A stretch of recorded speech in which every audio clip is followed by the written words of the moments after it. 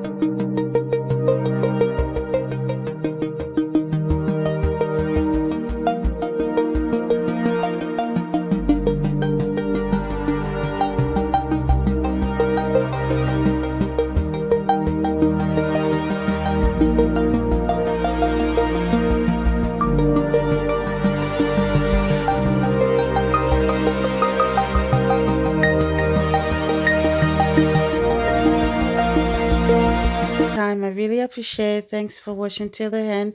This is the final look. So I actually put it next to my wall hat piece, which gave it a very, very beautiful design. Please don't forget to like, share, and subscribe to my YouTube channel for more videos. Thank you so much. See you next time. Bye.